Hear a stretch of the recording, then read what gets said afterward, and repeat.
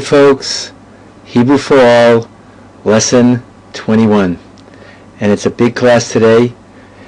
We're going to be learning the past tense, which for those of you who have been following along and growing along with me through this series, so getting to the past tense is a rather significant milestone for us. So here we go without further ado. Okay, so what you see over here is I've written down the past tense. And I'm sure you recognize the structure. So the structure is the same way we always make a chart. So I'm going to read it down from the top, follow along with me, and then I'll go back and try and do some short, concise explanations. Okay, so as always, feel free to raise your hand or finger along with me. Shamarti, shamarta, shamart, shamar, shamra, shamarnu, shmartem, shmarten, shamru, shamru. Now, there's a kind of a nice thing about learning the past tense, because there's only one past tense per se, and that means that the endings on the words, or you might say the lack of the endings on the words, will always indicate the exact word in the chart. So for example, if you remember the ani chart, which was the exact same structure, so ani, ata, at, hu, hi, anachnu, atem, aten, hem, hein.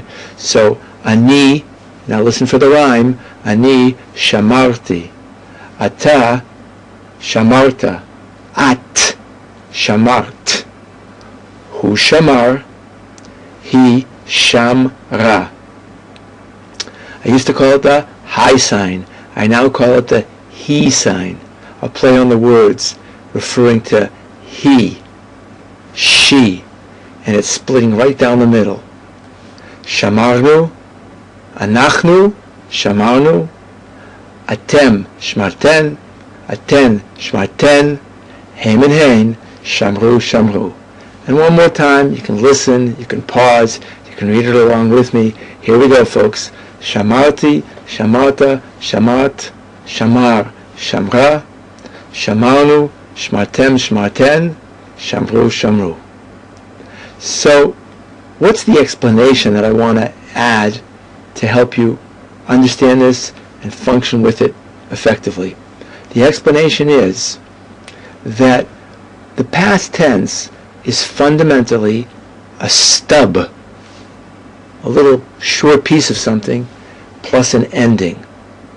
And I say that because I hear it all the time that either beginner level students or students who believe that they're quoting teachers that they have had in the past, I don't know if it's true or not, always say, what's the past tense? It's the root plus the ending. And what I want to suggest is, don't use that rule, the root plus the ending. Why? Because in the very next past tense that we learn together here in this series, it's not going to be the root plus the ending. It's going to be a stub plus the ending. So that's why I feel that right from day one, from the first moment that we learn the past tense, I want to help you recognize it's not about the root plus the ending, it's about a stub plus the ending, and that's the way it is through most of the Hebrew language. It happens that on the very first past tense that we're learning, this one right here on the board in front of us, it happens to be that we're seeing the three root letters plus an ending.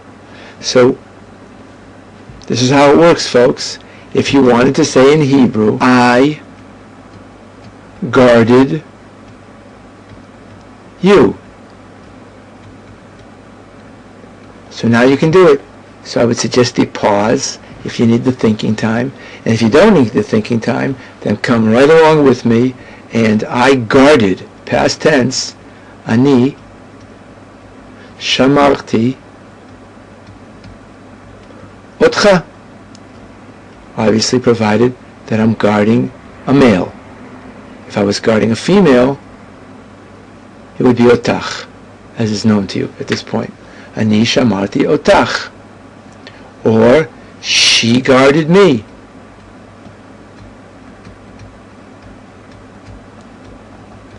Easy enough, correct? Pause if you like, because as you know, I always like you to work for yourselves and not me work for you. She guarded me would be he shamra oti. And when I say the past tense is one, so now I take any lishmor type verb that I've ever learned, right? And I pick it. So let's take the word lizkor, which at this point in time, as a play on words, I hope you remember. So lizkor, how would you say, we remember you? We remember you. And the answer is, well, give it to yourself. Give yourself a gift. Oops, we remember you? And then, I almost made a mistake. That's present tense. And then give yourself another gift and write down, we remembered him. And I'm sure you're not going to have any problems, so I'm not going to give you the answer. Now the next and last point that I want to add is that in all modern Israeli dictionaries, all was an exaggeration. I don't know every modern Israeli, Hebrew, English, Hebrew dictionary. But in all of the good common dictionaries, you've now that you've learned the past tense, you start to look up your words on your own. And the way you do that is you always look up this particular form. The dictionary writers have all collaborated together, as it were, and almost all of them, and I'm making a broad generalization one more time, and I want to limit it a teeny bit. Almost all of the dictionaries, Hebrew, English, Hebrew dictionaries that you'll use in this generation are listing verbs by what's who in the past tense. Little fancy grammar talk, you know I don't like it.